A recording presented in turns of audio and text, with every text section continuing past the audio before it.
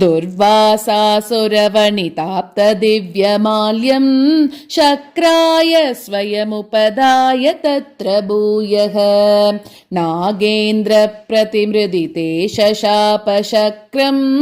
काक्षान्तिस्त्वदितरदेवतांशजानाम् शापेन प्रतितजरेत निर्जरेन्द्रे तेष्वेष्वप्यसुरजितेषु निष्प्रभेषु शर्वाद्याः कमलजमेत्य सर्वदेवाः निर्वाणप्रभवसमं भवन्तमापुः ब्रह्माद्यैस्तुतमहिमा चिरं तदानीं प्रादुष्यन् वरदपुरः परेण धाम्ना हे देवादितिचकुलैर्विधाय सन्धिं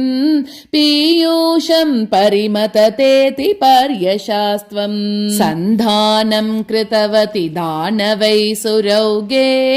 मन्थानं नयति मदेन मन्दराद्रिं भ्रष्टेऽस्मिन् बदरमिवोद्वहन् खगेन्द्रे सद्यस्त्वं विनिहितवान् पयः पयोधौ आधाय धृतमत वासुकिं वरत्रां पाथोदौ विनिहित सर्वबीजजाले प्रारब्धे मतन विधौ सुरासुरैस्तैः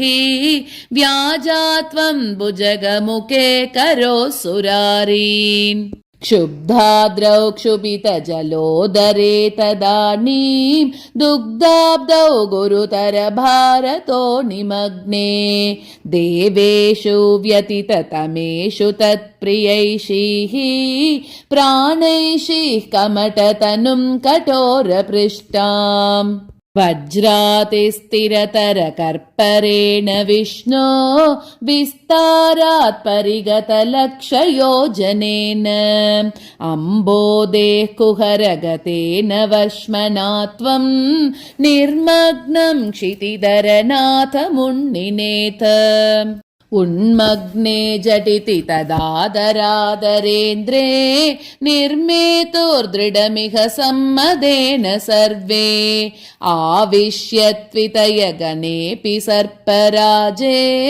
वैवश्यं परिशमयन्न विवृधस्तान् उद्धामभ्रमणजवोन्नमद्गिरीन्द्र न्यस्तैकस्थिरतरहस्तपङ्कजं त्वाम् अभ्रान्ते विधिगिरिशादय प्रमोदात् उद्भ्रान्तानुनुवुरुपात्त पुष्पवर्षाः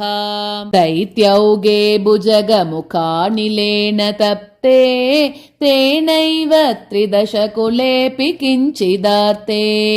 कारुण्यात् तव किल देववारिवाहाः